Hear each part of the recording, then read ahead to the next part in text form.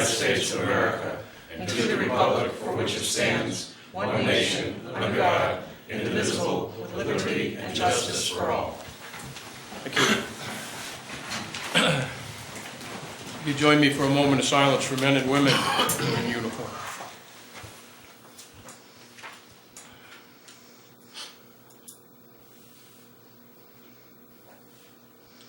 Thank you.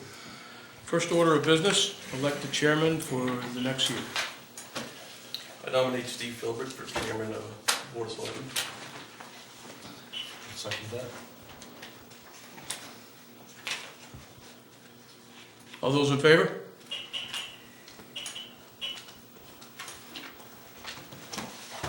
Three, all opposed? 3, 4, 2 against.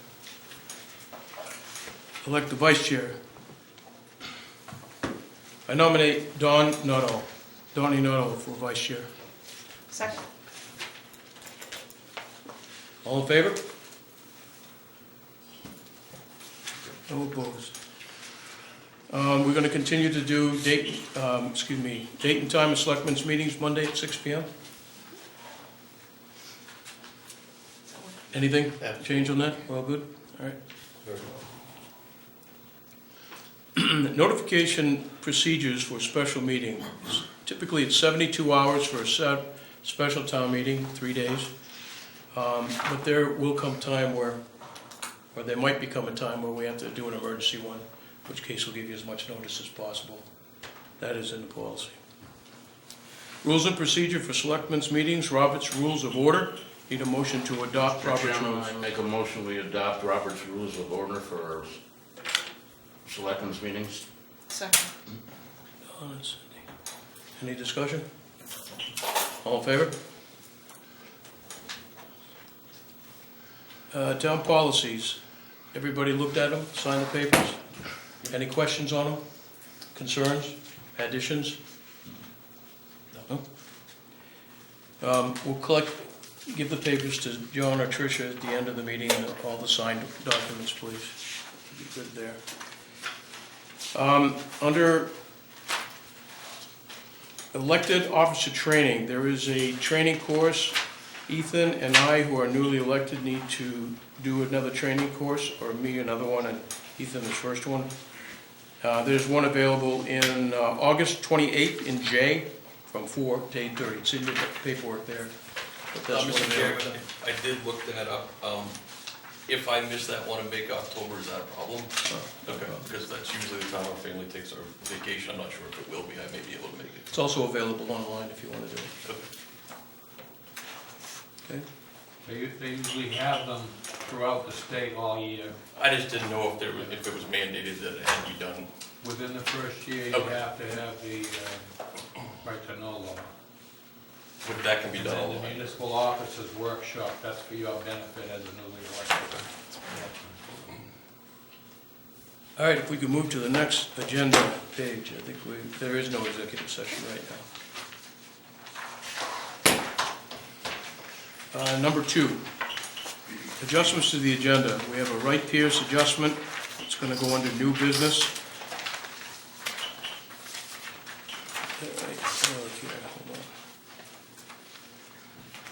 Excuse me, the personnel policy is going to go under new business, which is the next one. John, where's Wright Pierce going? That's just, we just received a draft for the Allen Street for administration, but we'll bring it up at the next meeting because in the meantime, we'll open bids on the 10th. So the next meeting will be the 15th, we'll have a better idea of what the total project's gonna cost. This can wait till the 15th. It's just so you can read it and see where we are at this point in time for administrative services. Okay.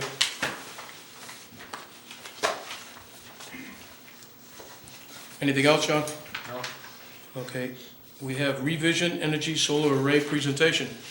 That must be you. That is. The only one I don't recognize. How are you? Good, how are you? Good, thanks. So I have a presentation that on my computer. Is there a projector available to hook up to, or? See. And if not, I can also just chat with you, whatever it is. I don't know how to, I'm assuming there's one here, is it, or is that ours that's being used each time? And if not, I'd be happy to.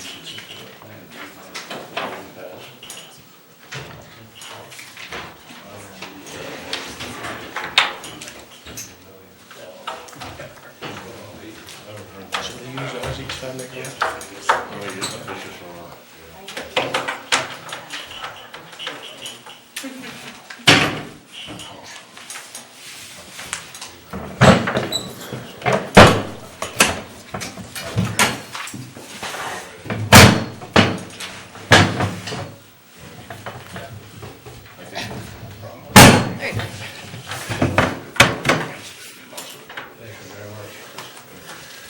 You need an extension cord?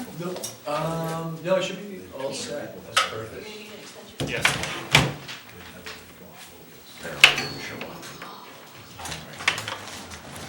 Huh. Interesting, huh? Yeah. That's weird.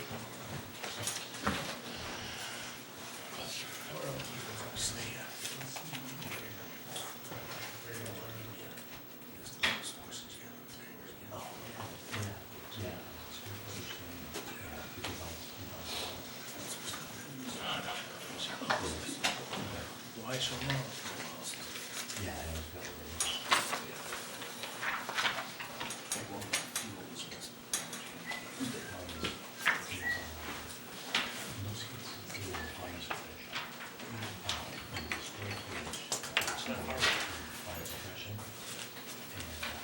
I hand that under the table to you momentarily. Can they do the year from 70 days and 6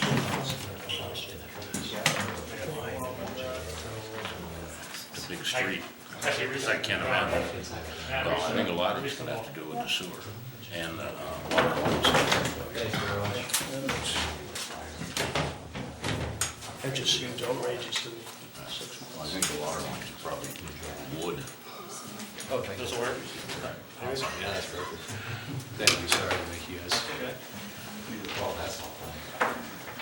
I never did whack it out or before. Very small size. Way back. Michael said just for snow removal. But probably.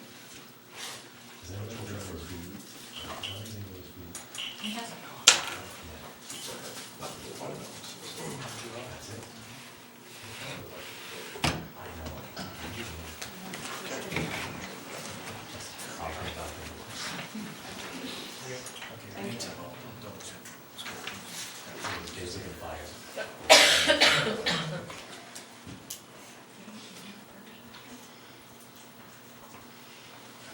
Thank you very much.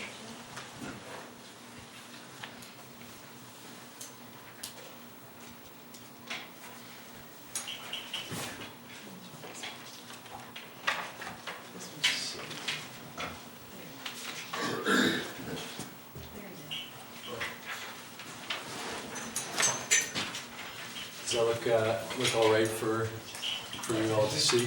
All right, very nice. Well, thank you so much for the help getting set up. Sorry for throwing you a surprise setup there. My name is Nick Sampson. I work for, oh yeah, Oh, sorry. one sec, we'll get Cindy back here. I think Perfect. Thank you, go ahead. Thanks. Well, thanks so much for having me up tonight. And thanks for your patience while I've been working with Tracy for a while to sort out a meeting that I could make it to. So thanks for your patience while I've been making it up here. So my name is Nick Sampson. I work for Revision Energy, and I work as a commercial solar consultant for Revision.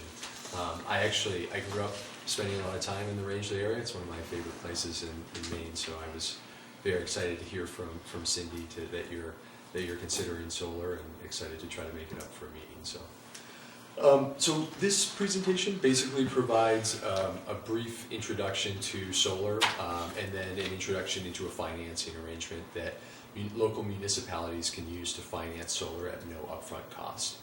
It then goes through just some example systems that we've completed to date, so I can get into kind of some of the details about what types of system options there are and what makes a good solar site, if that works for you. I'll keep it nice and casual, so please feel free to bring up any comments or questions as we go. Is there a good time frame to keep in mind? I can try to keep it to like 15 minutes or even faster if that Yep. works. 15 be good. Perfect.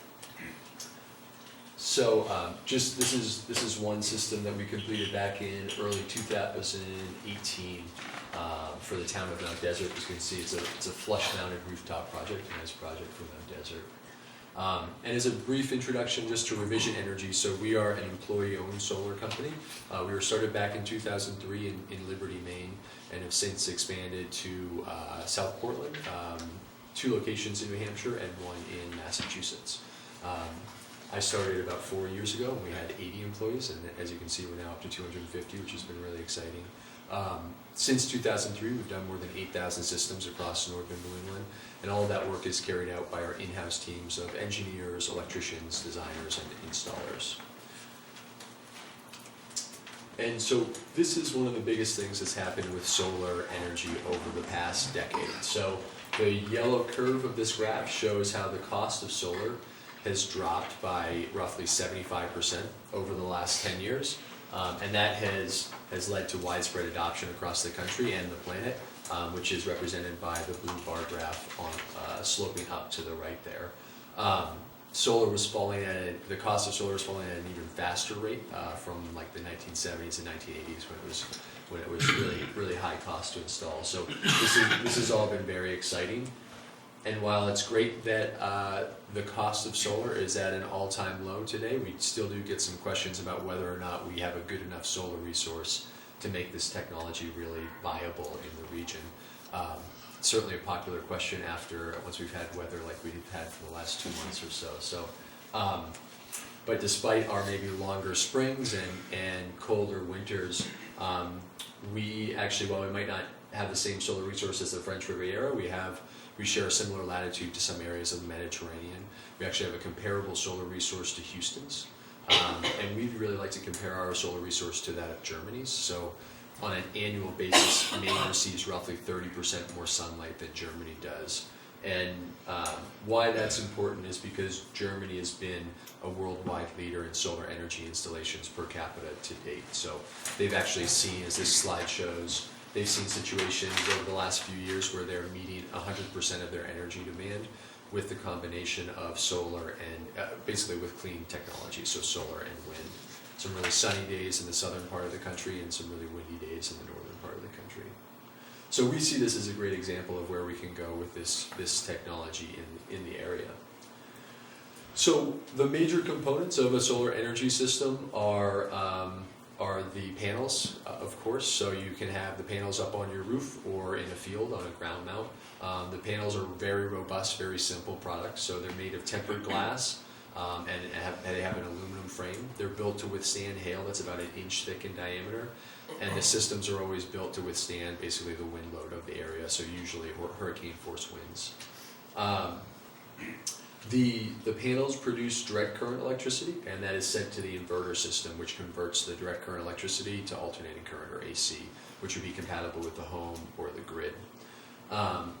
So basically the inverters perform the majority of the work of the system, so they're kind of the brains of the system.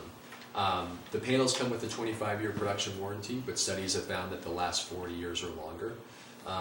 And the inverters will usually last about 20 years or so, but so most customers are planning to replace the inverter system once during the system's lifespan to max out the lifespan of their panels, basically. Luckily, the inverters represent a very small portion of the initial installation cost, so it's kind of the major operating expense that we expect with these systems.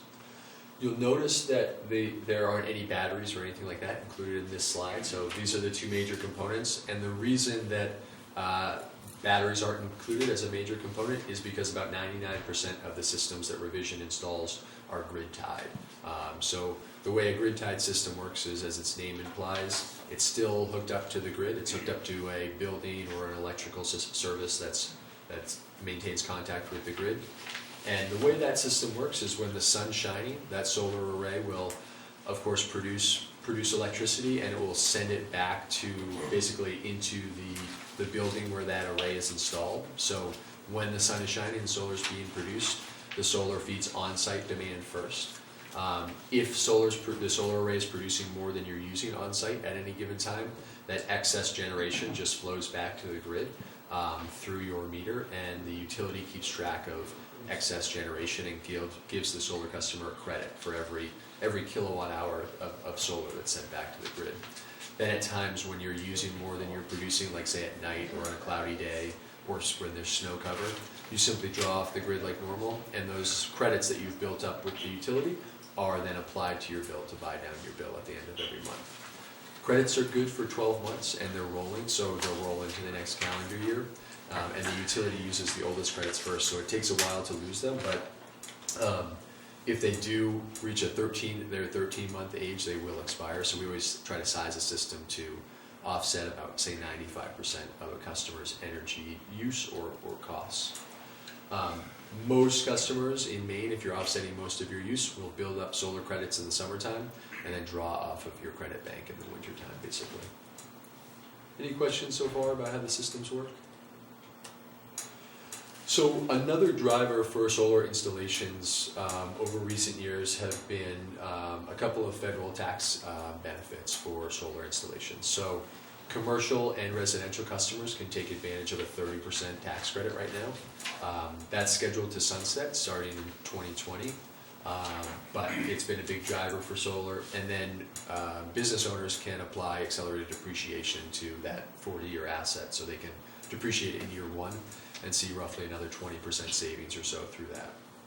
So while it's great for anyone with a tax liability, unfortunately those tax incentives aren't available to towns and municipalities.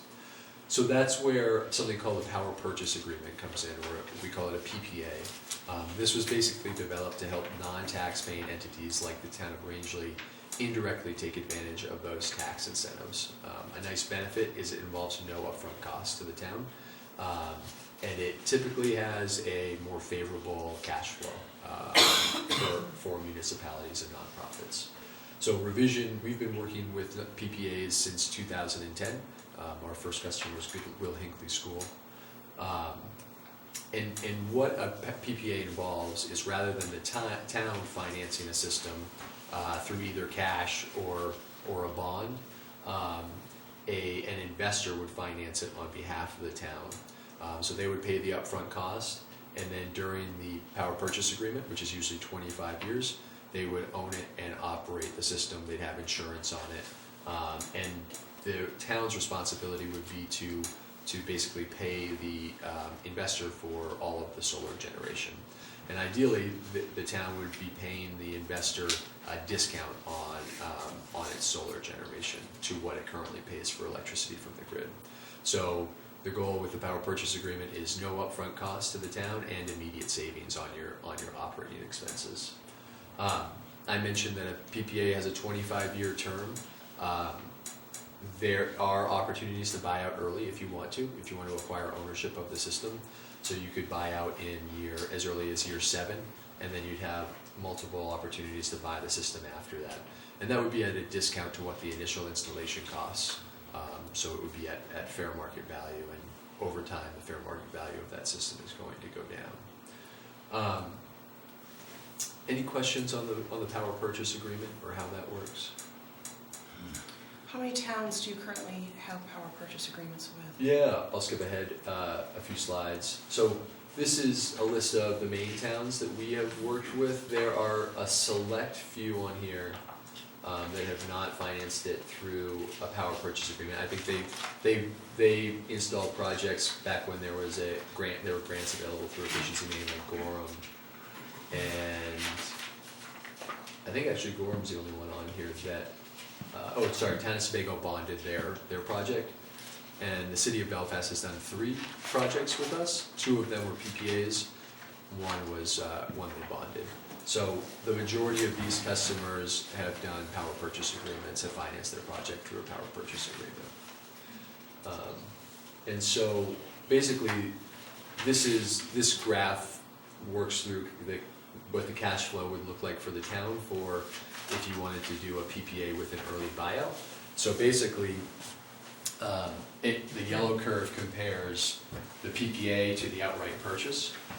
So this might be let's say it's maybe 100 kilowatt system or so, up on, so the rooftop image that I showed was about a 78 kilowatt system. So this is slightly larger. That might cost, as you can see in the gray curve, about $250,000 or so as an upfront cost for a 100 kilowatt system. And nowadays that might pay itself back in like 15 years or so. So you still have the majority of the project where you're cash flow positive if the system lasts 40 years. But we understand that that's a longer payback period than some might be interested in. So through the power purchase agreement, by having the investor finance it, you avoid that upfront cost, as you can see. And then if the town, say the town's electricity rate is on average, let's say 12 cents a kilowatt hour for all of its electric bills, the goal would be to usually to offer about maybe a 10% or 15% discount on what the town's currently paying for electricity. So you would then see some savings initially, and then starting in year 7, you could have the opportunity to buy out at, say, rather than $250,000, you could buy it at, usually it's 60% to 70% of the initial installation cost. And then, once you buy it out, you're no longer paying the investor for that solar electricity, and you haven't been paying the utility, because that solar electricity is offsetting your electric bills. And so then you start to see more significant savings from your solar energy system, and it would pay itself off in usually roughly 7 years after the point of purchase in a power purchase agreement. And then the town's cash flow positive and just seeing those savings on its energy expenses. Who's responsible for repairs or service or malfunctions if the investor owns it?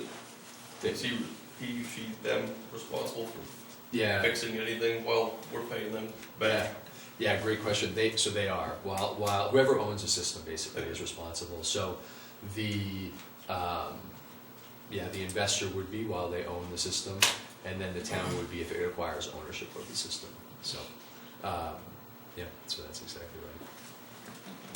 And one thing to point out with the buyout option is a lot of towns now are looking at bonding that buyout, and so we're finding in a lot of cases, depending on what we expect for an interest rate and a bond term, is that energy payments after, if you bond the buyout, energy payments typically will cover your bond payments to continue to keep you revenue neutral or cash flow positive while you now own the system, and then once you pay it off, then you start to see those savings kick in.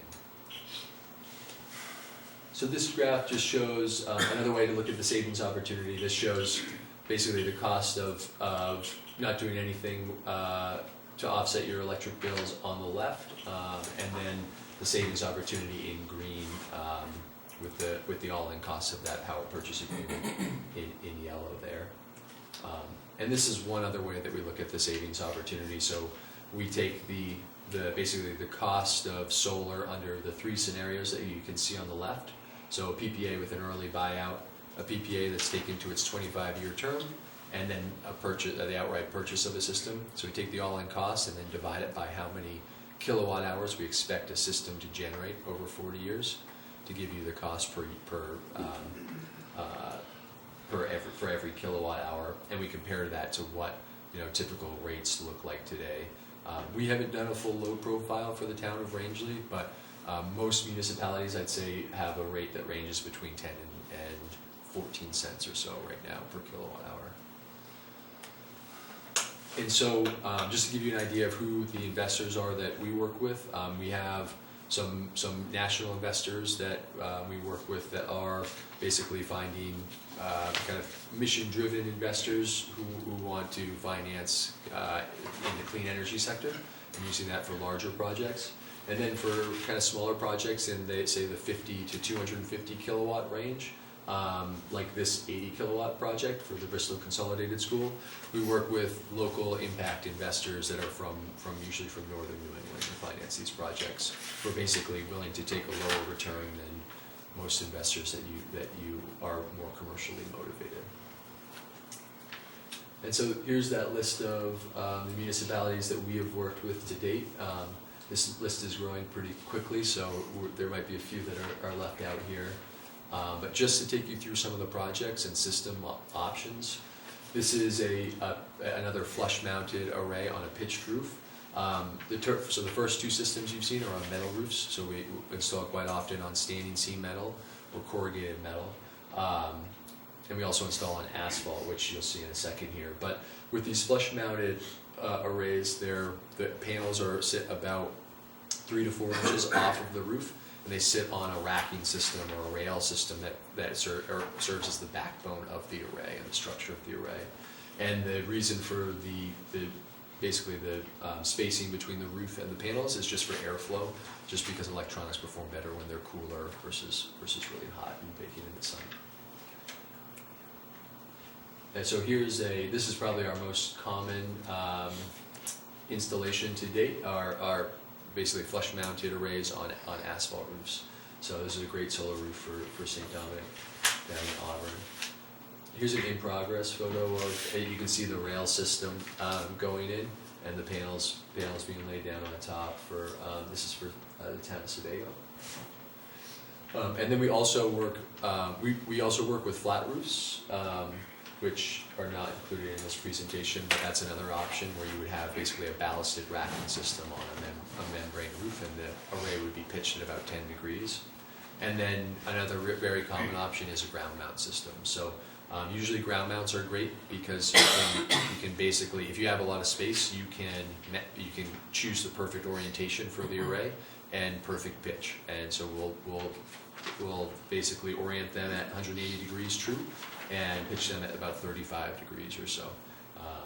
So ground mounts can be a great option. Here's one that we did for the town of Camden.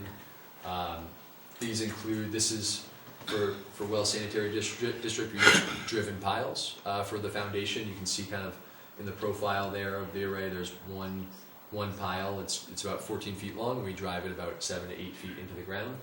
We can also do ground screws, so this is a really ledgy site in Cumberland where we use actual big ground screws that screw right into the ledge.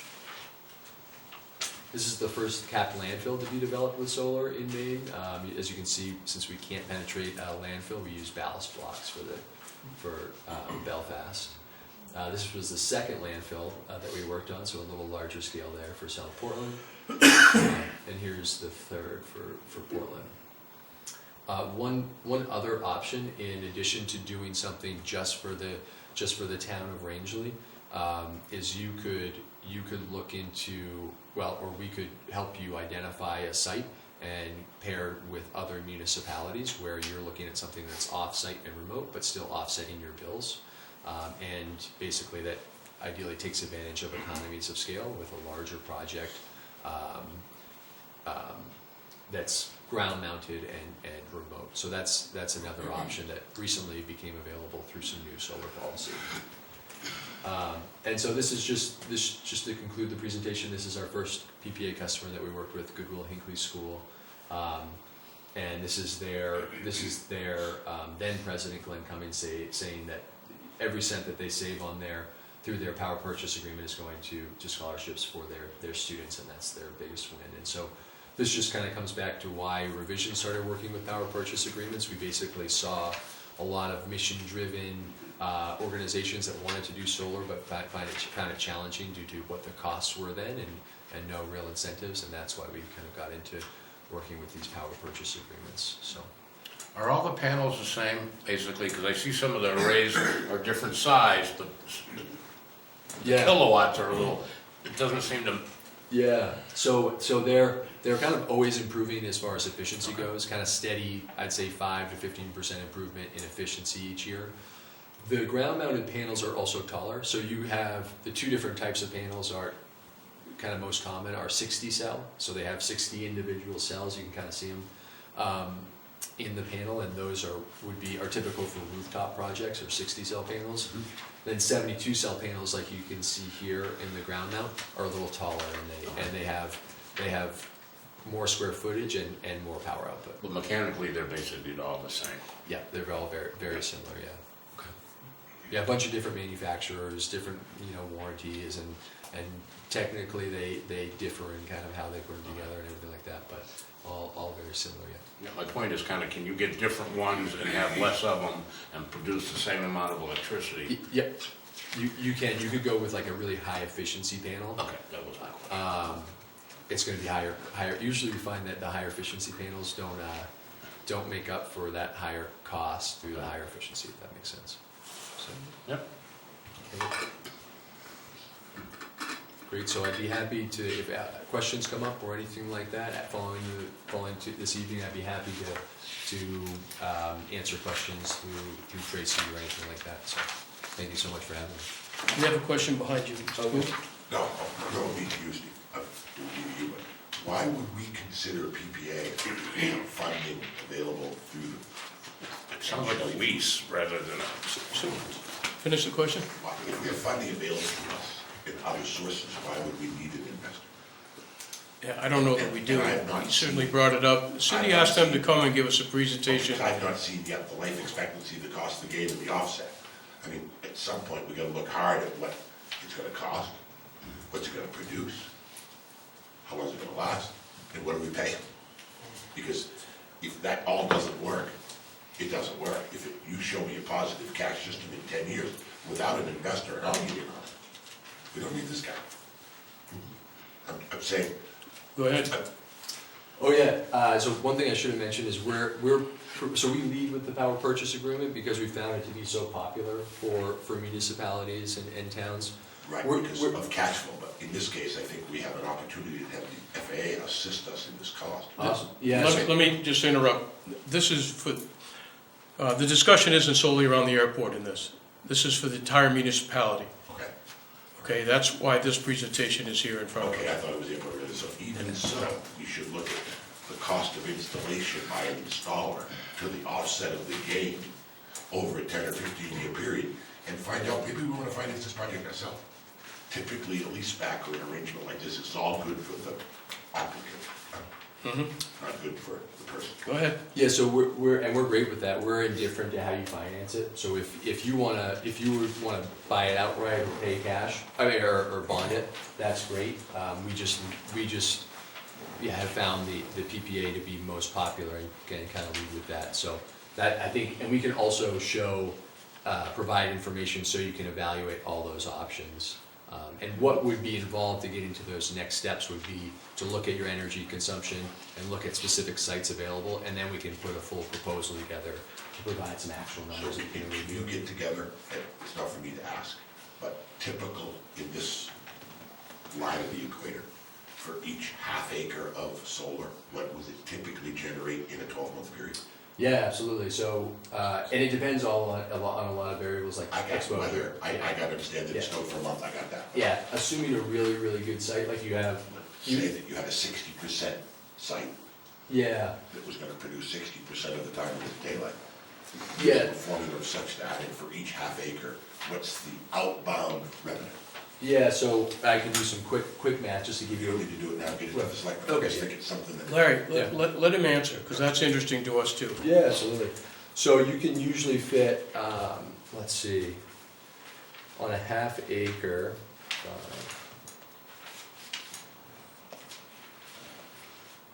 On a half acre, you could do about 100 kilowatts of solar. And for a good site, I'd say you could produce about 125,000 kilowatt hours of solar each year on that site. And just using the standard offer electricity rate, so if you're in a third-party supply agreement with energy generator or energy supplier, your rate might be different than this. But assuming that all of your CMP accounts are in a small general service rate class with CMP and standard offer supply, that your utility rate would be 14.88 cents roughly. And that would have a value of about almost $19,000, that generation with that electricity rate. Per calendar year, Per calendar year, yep. and the 19,000, we're getting close now, I can do the math. Yeah. So how much does a half an acre roughly cost erected with the inverter? Yeah, and this one, I usually try to be conservative with this one as well, and it can vary quite a bit. But I'd say maybe between $200,000 and $250,000 or so. So a 12.25 year payback. Yeah, I'd say, yeah, 10 to, I'll yeah, take my shoes off. 10 to If 12.25. I take my shoes off, so it's a little bit sideways. It's probably not the best deal with a 10.5 year payback, but it might be for the municipality, not for the investor. Yeah, so when you're, yeah, for for towns who know they're gonna be here for the full life of the system, we find that it can be, that longer You payback. said the can- life expectancy of the panels are more than 20. Yeah, they're 40 years lifetime expectancy. The production's warranted for 25. And so we could provide, once we do a proposal, we could show you, this is what the cash flow looks like for a power purchase agreement. Here are all our assumptions. This is what it looks like for the outright purchase or a bond, if you have something in mind. Here are all the assumptions. So I you think can, that's what I think I'd like to see, Yeah. is the cost, initial cost, absolutely. the estimate, because we're not gonna pay for, you're not gonna get paid for the transportation of the power, you're only gonna get paid for the power you generate. So Your whole bill is not gonna be offset. Actually, it depends on what your bills look like, but you can offset, your transmission delivery and It's a your, separate charge. and your supply. So you can offset both of those. Well, you're only gonna get an offset of 20,000 a year, whatever you do with it, you can do with it what you want. Yeah, that 20,000 assumes you're offsetting both, yeah. So, Yeah. well, okay, it's up to you, I guess, yeah, it'd be fun to look at the numbers if you have the real estate, without having to purchase and/or That's lease what we're the doing. real estate. It becomes a little bit more, We've got 400 acres at That's what Chick Hill. it becomes, I know, but if you have 400 acres and you can take 2 or 3 acres for that, and you don't have a direct cost of purchase it, see, Right. it's right. What's that maintenance cost on top of that initial investment though, too, per year, when you look at snow Well, loads, wind, I had climate? a 12-year payback and it lasts for 40, so figure 20, you're still going plus 20. Yeah, the major operating expense we expect is the inverter replacement. And you might have multiple inverters, so it might happen in different years and spread itself out. But an inverter replacement for that size system might be, we would probably expect it to be,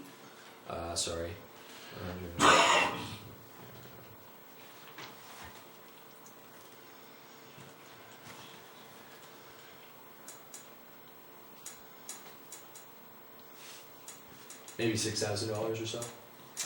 What, 6,000? Maybe 6,000, yeah. And that's us projecting, that's us looking at what the inverters cost now and projecting what it will be in 10 years and everything. It'd be very interesting though, to see what the gain, cost versus the gain, how long it's gonna take.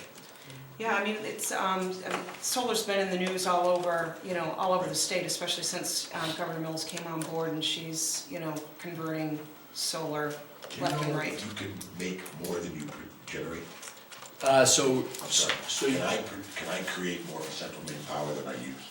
Will they pay me back, or is it just in credits? yeah, just in credits, yeah, so, So if you never had an offset, you're gonna lose it? that's right, yeah, that's right. So, What is our municipal bills, I guess that's another question. and that's the first thing we usually look at You is, look at the electrical bills. we collect electrical bills and look at usage for past 12 months, and then we look at your site Right, you options. wouldn't build a site that's too big for what we need. No. I'm sure there's a lot of math and stuff that goes into this. Yeah, we aim for 95% offset, basically, Right, so. because there's no point in generating power you can't use. Yeah, Exactly. exactly, yeah. Part of that maintenance question also was the environmental issues, so snow load, I mean, what is the anticipated workforce needed to maintain a panel in regards to a snowstorm or any Oh, kind of yeah, so. environmental issue? Yeah, so we recommend actually just letting the snow shed off of them naturally. So if you have a ground mount, one of the reasons why we pitch them at 35 degrees is because that's optimal for the latitude, but also because it sheds the snow a little faster. But they are built to withstand the snow load of northern New England, and so there's not much gain for generation typically in going out and shoveling the panels and clearing them every time it snows, especially because it might just be cloudy after that or just snow again. So basically, we factor in our production estimate, which is crucial for our savings projections. We factor in production loss due to snow cover, assuming no clearing of snow. So. And I asked that because I went to do it on my storage buildings last year. The initial setup was fabulous. The cost wasn't that bad, but Central Maine won't pay me for what I don't use. So that's why I asked that. So Yeah. it didn't work for me because the $700 a month I pay in power, it just, I would have been, I'd been 3 before I ever saw her. Right. You follow me? Because those ones to the front would be fabulous solar. Right.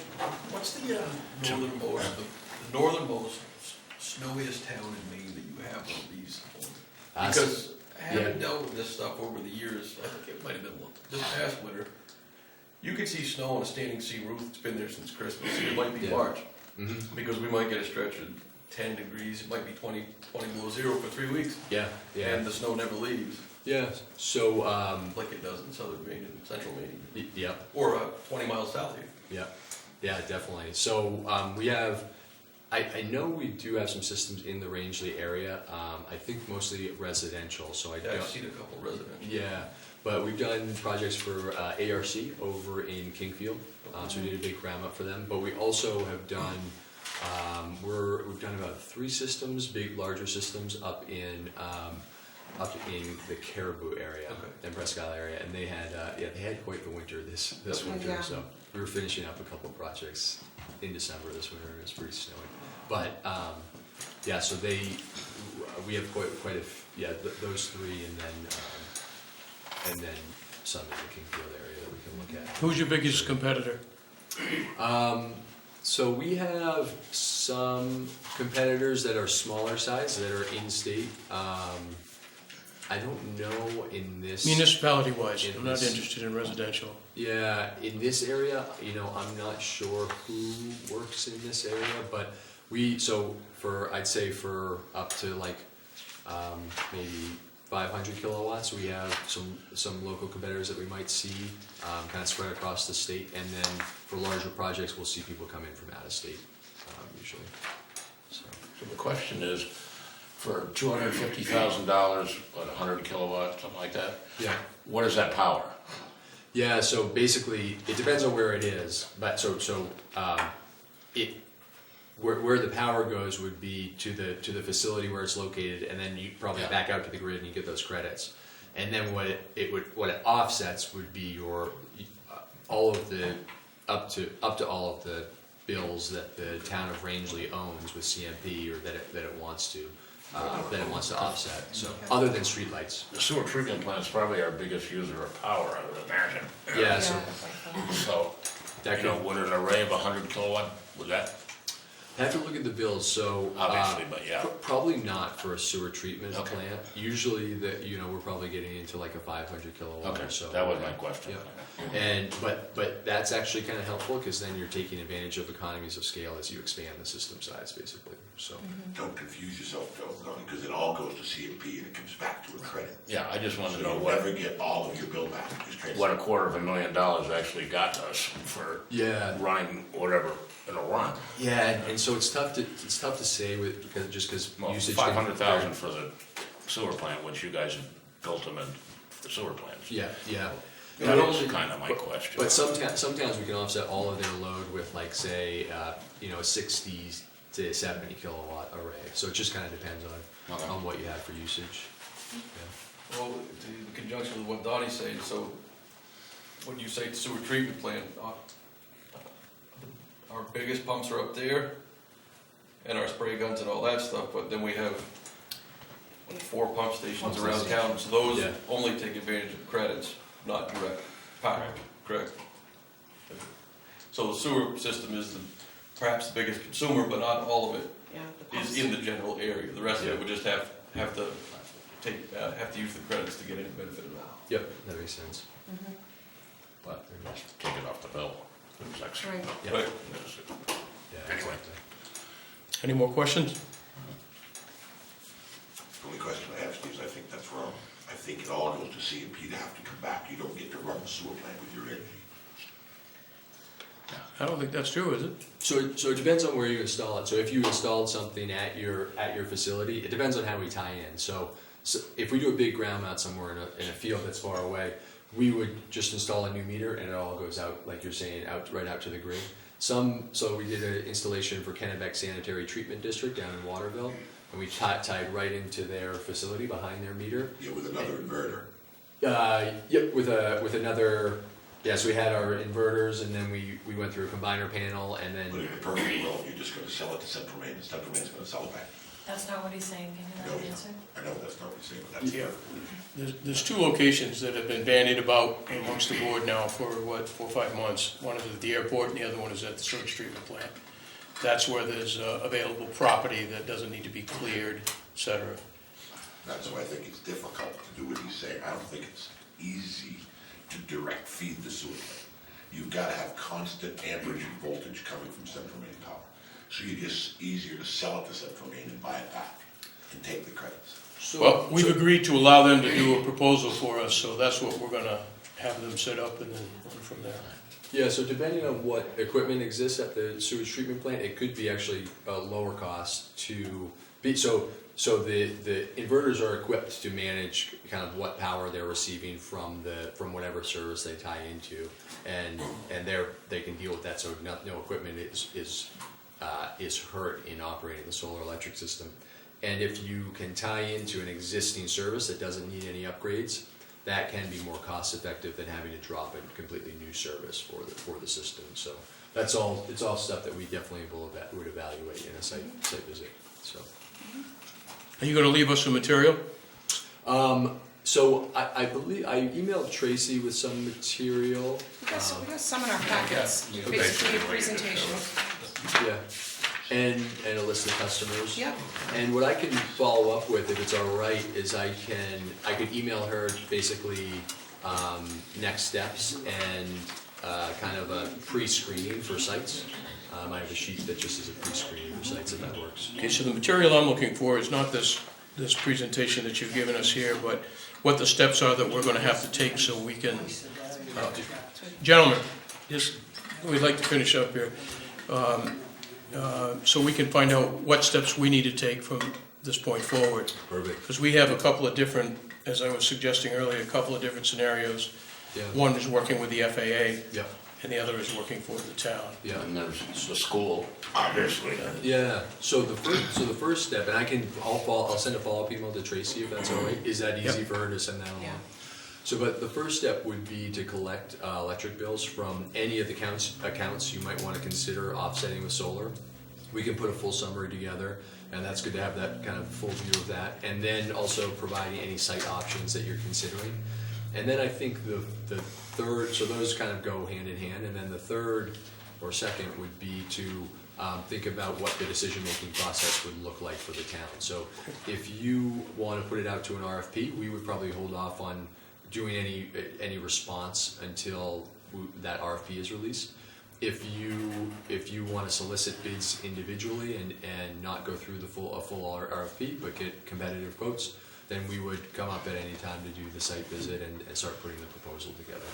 And there might be some back and forth before the site visit just to kind of try to identify the best few sites to look at during that site evaluation. So, Thank you, thank you very much. appreciate it. Yeah, thanks for Any other having me. questions? Oh, sorry.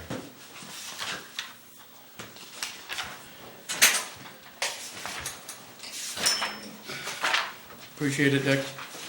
All That right, was very informative, thank Oh, you. good. Yeah, thanks for having me. yep. All right, next, June 5th or June 17th meeting minutes. Good question. Yep, go ahead. Should I abstain from these two, being that I wasn't a selectman during this and I wasn't at the second meeting? But Just hold up, no abstain. okay. Yep. Mr. Chairman, I'll make a motion to approve the regular Board of Selectmen meeting minutes for June 5th, 2019. Second. Any questions, comments? All in favor? One abstain.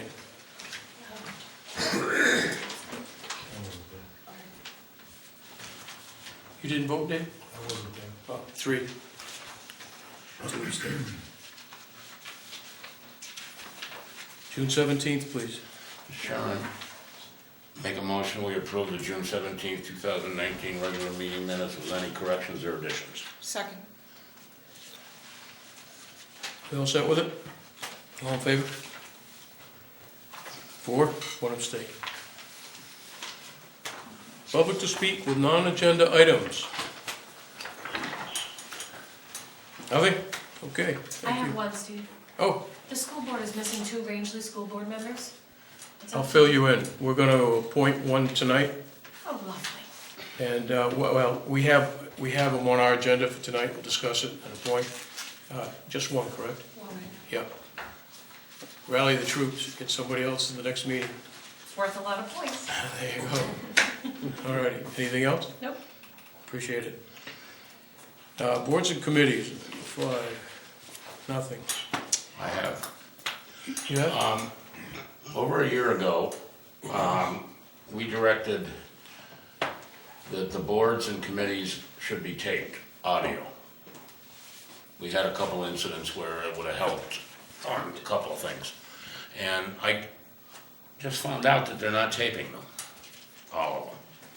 So I didn't know whether we need to direct them again to do it, but at least we need audio tapes. I mean, I remember that. what? That they're supposed to be taped, all of them are supposed to be taped. Cindy? Yeah, I thought it was discussed, When we had that little problem with the airport commission over a year ago. Oh, over, yeah, I wasn't here. yeah, no, it was, yeah, with. Okay.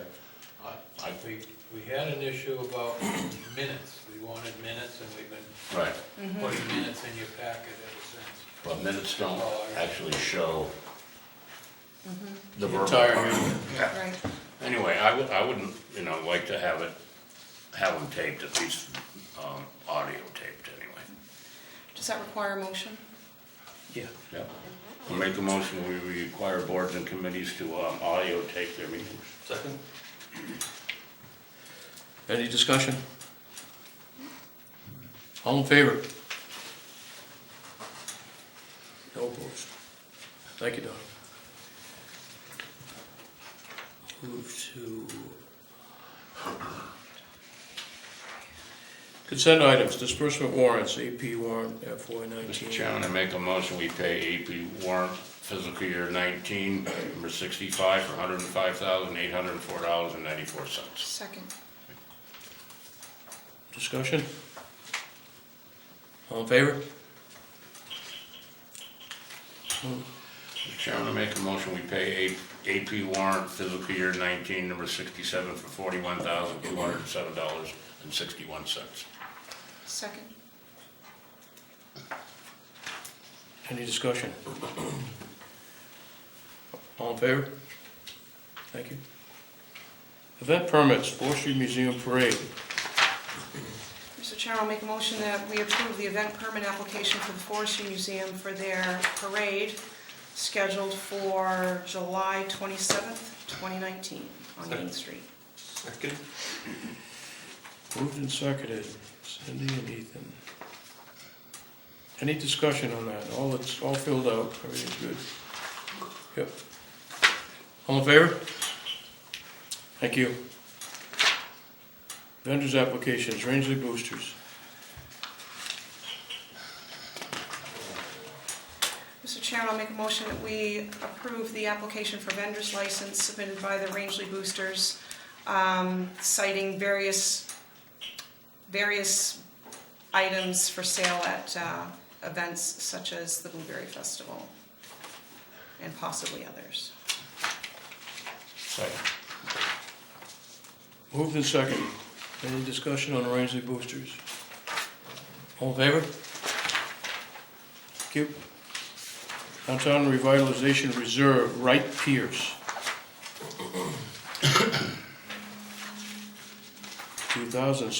$2,687.41. Chairman, I make a motion, we pay the bill here from Red Pierce for $2,687.41, I'm sorry, for the downtown parking evaluation. Need a second. Second. Moved and seconded for Wright Pierce bill. Any questions on that? All in favor? Thank you. Next one is Wright Pierce, and it's not $212.52, it is $56.07. Mr. Chairman, I make a motion, we pay the invoice period ending 5/31/19 to Wright Pierce for $56.07. Second. Any discussion? All in favor? No opposed. Boards and committees. We'll start off with the school board. We have in your handout here, Anthony Atkinson. Lives here in Rangeley. Got his telephone number. He's applying for the school board.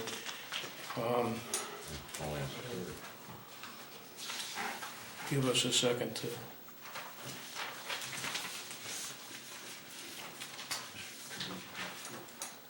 I'll paraphrase. He has children in the school. He's interested in furthering every child's education and the peers of his children. He's a Border Patrol individual, master's in crime, intelligence analysis. Goes on to, he's a member of our fire department. He's vested in our community. He explains why he'd be the best candidate. I do not have any personal conflicts or complaints with any of the boards, lodges, etc., etc.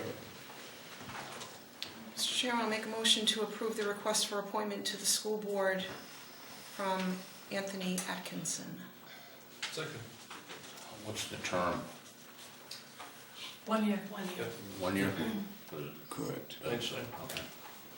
Second.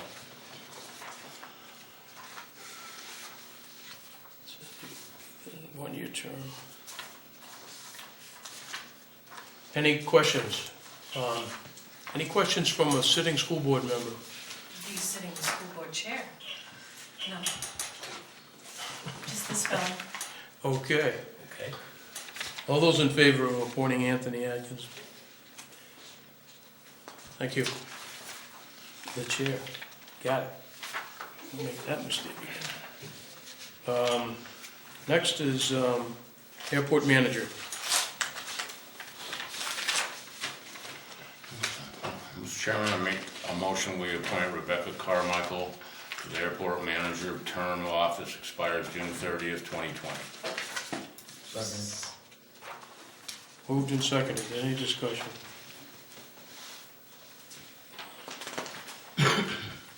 Hearing none. All in favor? Thank you. Thank you, Rebecca. Emergency Management Director. Mr. Chairman, I make a motion we appoint Michael Bacon. Too many movies. Fire that. I haven't been on TV for a while, so that's. But anyway, Michael Bacon, the fire chief, to emergency management director. To expire on June 30th, 2020. You want to move? Ethan, you second. Cindy? Cindy? Any discussion? All in favor? Thank you. Ordinance Committee.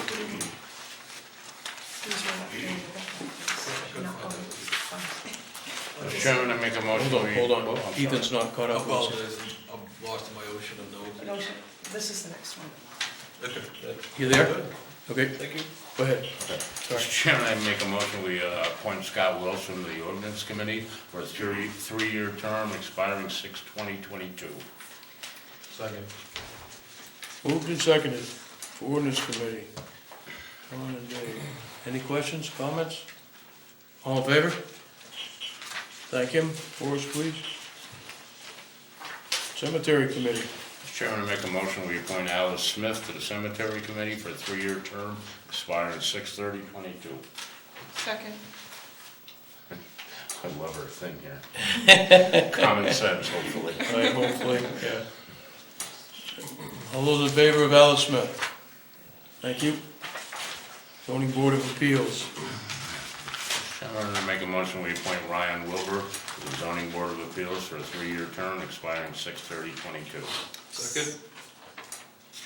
Okay, all right, I'll share. Any discussion? All in favor? Thank you.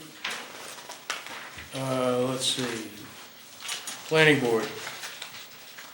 Chairman, I make a motion we appoint Rebecca Carmichael to the planning board for a 3-year term expiring 6/30/22. Second? Don and Cindy. All those in favor? So opposed. Next one for Planning Board. Mr. Chairman, I make A motion, we appoint Jacob Bellew to the planning board for, I don't see a term.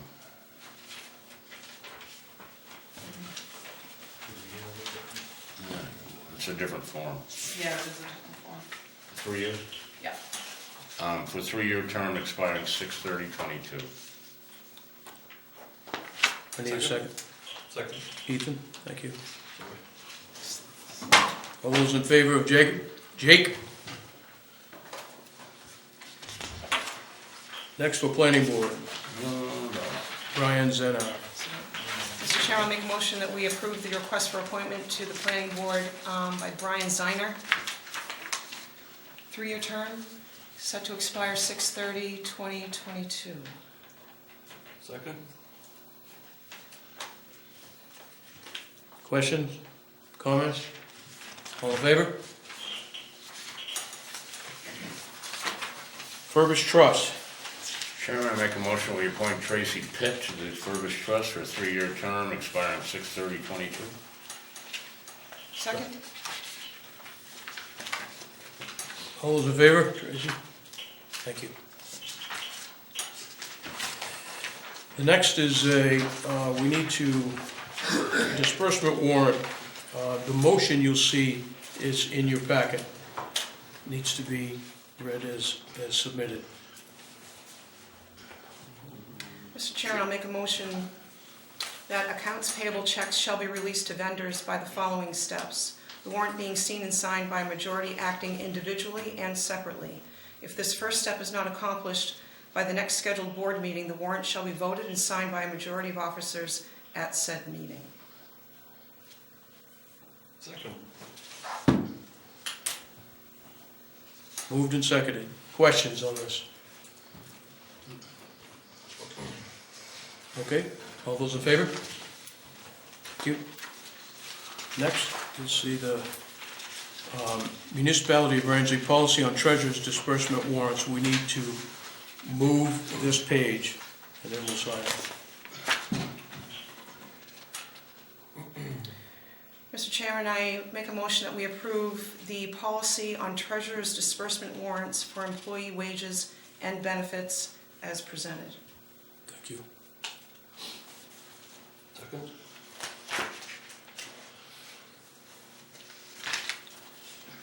You want to take a second to read it, or are you all set with it?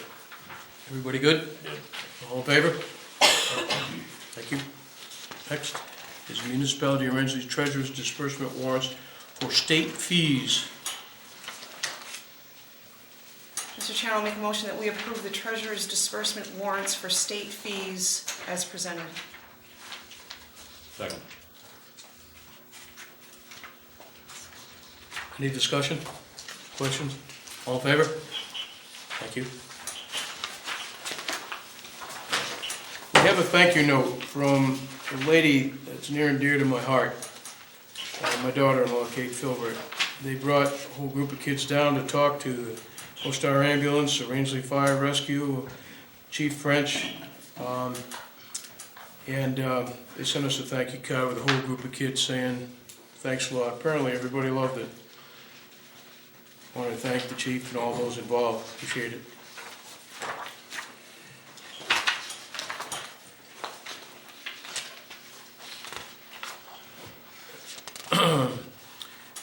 Revitalization plan, I don't have anything.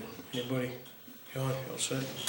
Next is new business. Oh, I'm sorry. I'm just curious, I mean, just with the parallel parking now in place as part of, have you had any feedback at all about the, I think one person complained to Keith He's received one last night. complaint in regard, and that was business owner that lost their loading zone.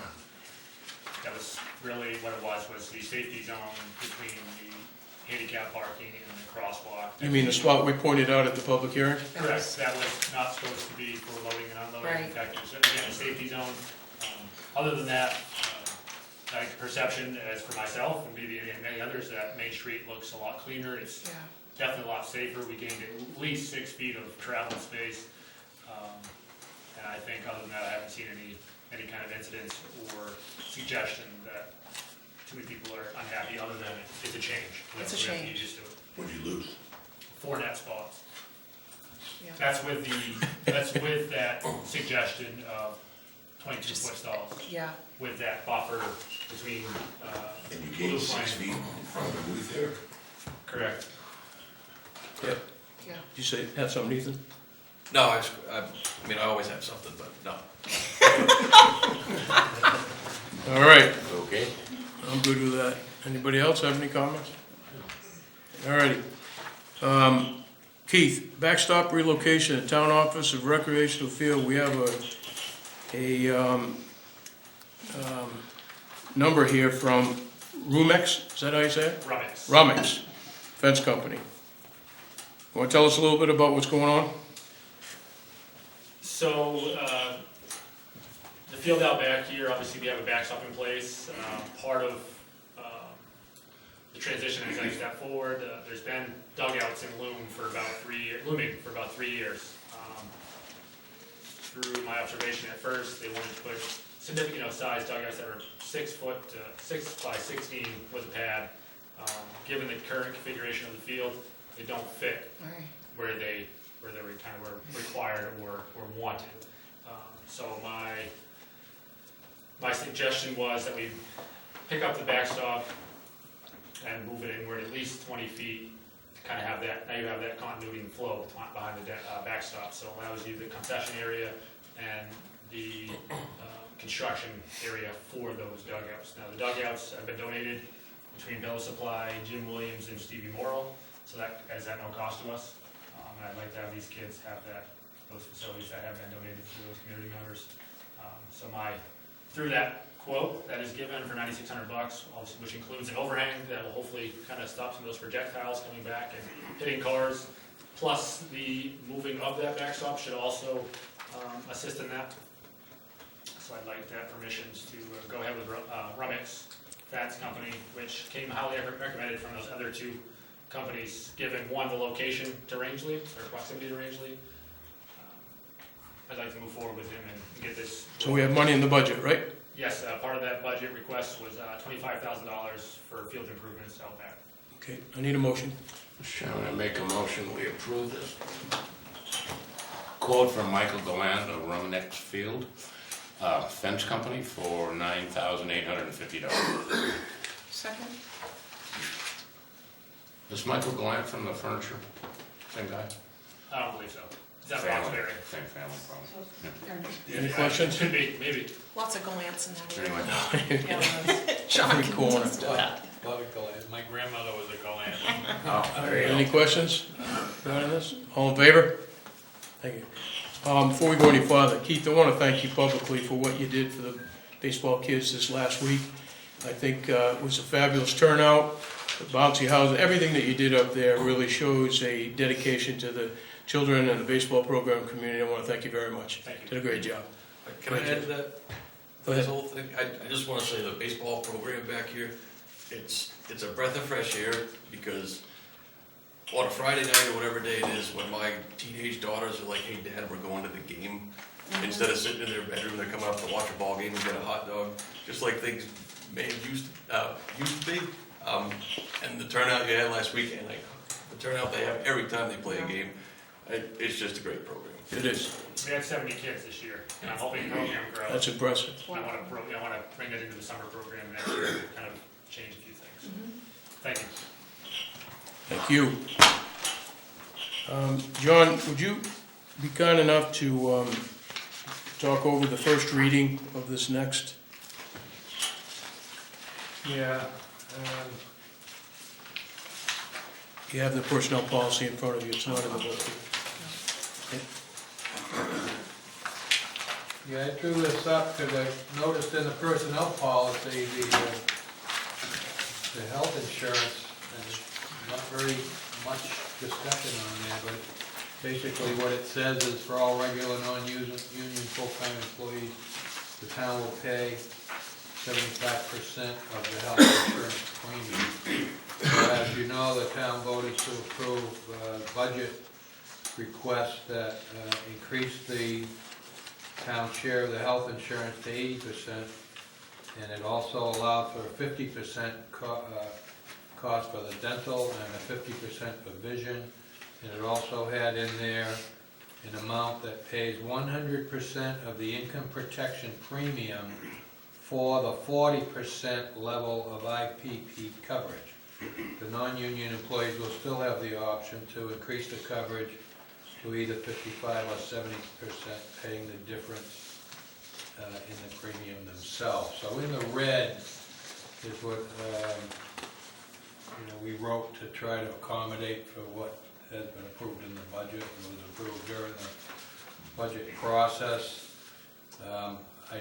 In reading it before the meeting, I think it should be amended to include the PPO 200 that is the policy that we have with the Maine Municipal Association and with their, I think we have to mention MMA in here so we don't, just go out and buy insurance from anywhere. We know what we're into, but it should be added to that. So I did send this off to Anna Lee and I didn't get any response yet, but if we consider this the first reading of the change of the policy, then by the next meeting she will have responded, and I think for the most part she's going to go along with all. You all happy with John doing the first reading, or should we do it again? No. Works for me. I'm good. Good. All right, we'll consider this the first reading. Thank you. Town manager updates, department head updates. Let me start off by, you saw something from Keith in here about parks and highways and so on. Move over to the CEOs, unless you have some questions for Keith. It's a lengthy one from Tom, but I appreciate his thoroughness. If you haven't read this, before we leave tonight, I wish you would, so we can fill in the blanks of what's been going on in the last few days, a week or so, without.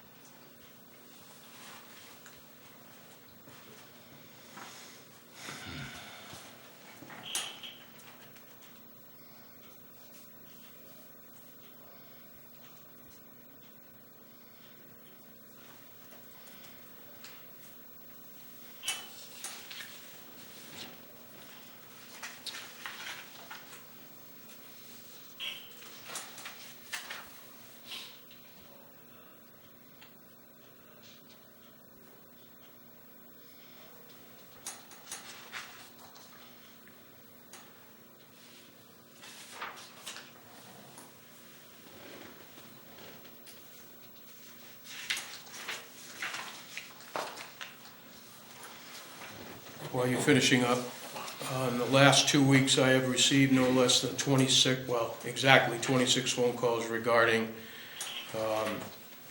the Lanza property up the street on City Hill. And this identifies where we are with that and where we're going with that. So if you have any questions for Tom, he's here. There's some other items in there too that you might want to ask him questions on. If not, we'll move to the next page regarding the issue that Keith, our health officer, and Tom have been working on. I think I can safely say that they have mitigated those two cabin issues. Correct. And it's up to snuff. The one phone call I received about this, which kind of surprised me because I didn't realize it was public knowledge, but have the inspectors inspected the rest of the property? Not at full capacity yet. Is that going to be done? I say that, yes, it's going to be done. Some of them have been inspected to full capacity. Now, I say that in regards to electrically. There are going to be some work for electricians. Plumbing is still to be done by July 15th, Cheryl, I have a letter of agreement from Cheryl, she'll get that done by July 15th. Okay, For the scoping of the entire sewer system so and pump house. the arrangements you have now, Tom, will put you in a whole lot better frame of mind than you were when we met last week, yeah. Absolutely. Okay. Yes, How long have the issues been going on with those two cabins? We're not certain. Information that Keith received from some contractors indicated could have been years. Yeah. There was a break in the pipeline that I don't think anybody was aware of. That's probably been several years at least. I can tell you from my own eyes at the scene down there and photographs, it's probably realistically been done for about 13 years. But, I mean, how it was left in that manner after construction of the new pump station, I can't speak for.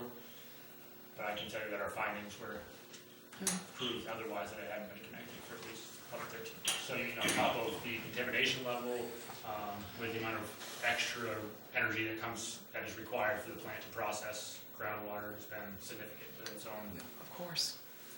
and this is a heavy spring in terms of water too. Yeah. Why don't you give them the estimate that you thought it was per day? Per Tim Stevens from Monmouth, the pump, Stevens pump, that was estimated at about 50,000 gallons a day. Groundwater being pumped into that pump station. That's a 4-inch service line coming in to a pump station with 2 duplex pumps. And it's pushing water to the other side of the pump station. It took 2 guys to physically push a reducer on to reduce that line enough so the pumps could keep up. Any other questions regarding this? I do want to tell you a couple things. Working with John and Keith and Tom and Dr. Oldham, I was very impressed with the professionalism that they all exhibited and the way that this was handled. And it could have been a real disaster, but they handled it remarkably well. Thank you very much for that. Next is notice of public hearings. Tom, you need us to move these or just put dates on it? I think just put the dates. When I talked to Steve Langsdorf, he recommended that we go with the first Board of Selectmen meeting in August, which would be August 5th. That gives enough time for those to be sent out and received. And August 5th at 5 p.m. is that what time you're? That works for everybody? Is it gonna be a short public? Yeah, this is, there's not much to discuss with this. So, should we just have it at our regular meeting? Oh, we have 2 of them, so I know Tom, he's gonna talk. So 2 public hearings on August 5th is what you're proposing? Yep. You wanna do it at 5, or you think we can buzz right through it right at the beginning at 6 p.m.? Maybe 5, because I have no idea who's going to dispute this. Well, both Larry and I know Tom pretty well. This may be lengthy in terms of what's up. Tom Patton. Oh, Agreed? Well, he has a butter boat for me, Larry. You can be, might be a little chatty. yeah, that's what. Okay, what day again, August August 6, 5 p.m. 6th? August 6th. No. Fifth. Yeah. August 5th? Yeah, 5th. Sorry. Okay. Mr. Chairman, I'm a little bit confused. Why would the town have the authority to correct these significant defects without a huge chain of legal expense and just backbill the customer or leave the property? Go ahead, John. Wait, Title 17, 2851, there's a process for how But to deal with at a the end dangerous of the building. process, one can do what I said. At the end of the process, the town, if the town ends up having to take care of, you Problem. know, demolishing the building and removing it Well, at whether- its expense, then the town bills the owner. If the owner doesn't pay, then we go through the tax lien process. That's what I meant, so I And thought, eventually, we own the property. whether it be a septic problem or the land's a problem or the patent problem, whatever problem, it is correctable within our community without delay. Well, under the statute, but the whole process could take 2.5 years, just like the lien process. Go ahead, Tom. Land's a problem is a different issue, it's not a dangerous building, that's a junkyard, it's like a different set of statutes, that's why that's a more lengthy process. Were we talking about Lanzer, or were we talking about the dangerous I wasn't building? particularly isolating any particular one. Yeah. Well, Lanzer, we felt it was important to go right to court, and that's been delayed a few times. What's the date for the court hearing now? July 11th at Well, it's coming right up next week. Nothing's really been backdoored, everybody's had multiple notices sent to them, No, and correspondence back and Big forth. litany of books. Oh, that's what I was Yeah. saying, but at some point, we have to clean up the environmental mess. It is what it is. You haven't done it, we will. Except that you gotta go through the legal system first to get all that correct. All right, next on our, is Rangeley Police, you'll see that in there. The fire department, any concerns or questions regarding those two? U.S. Senator Susan Collins' office will be sending somebody here July 26th from 12 to 1 p.m. Everybody's welcome to come who have questions and concerns pertaining to a federal agency are welcome to come by or call. The number's available here. On July 9th, Angus King's office will be here from 12 to 2:30 p.m. There's numbers here available. That's posted in the out front, correct? Yep, so you can get those numbers there. Any, okay, here we go. I forgot one thing. Under other business, Stephen Bean Municipal Airport Project Development. This is for info only. You have the Wright Pierce, excuse me, Santa, not Wright Pierce. Okay, I've lost mine. Be in your book, too. Is it? Yeah. You handed that one too. Oh, I put it in here, you're right, yep. Town of Rangeley hereby authorizes Santec to proceed with the project, scoping data, collecting FAA correspondence and other project developments, tasks including benefit cost analysis, preparation for the proposed automated weather observing system, AWOS, project at the Stephen A. Bean Municipal Airport, for a total fee not to exceed $20,000 until a final scope and fee is approved by the town of Rangeley, the FAA, and Maine Department of Transportation. This has already been moved and seconded, so this is just your approval. Questions? Okay. Anything from the Airport Commission you want to add to that, Larry? You all set? Okay. No, other than is that the order of the process going forward with the airport. Yeah. So it falls within either mandatory maintenance or the master plan. Mm-hmm. So, Select Board Communications. We have to go into executive session. Thank you, everyone. Yes? and was it budgeted this year to fix the town office steps? Yes, And is that something that's in motion, it's all up there? yes, sir. Yeah. I have it right here, actually. Thank you. Mr. Chairman, I make a motion to go into executive session on MSRA Title I, Chapter 13, Subchapter 1, Subsection 405, acquisition of real property. Second. Section 405, 6. Let's see. Second. All in favor? Thank you. Thanks, Ethna.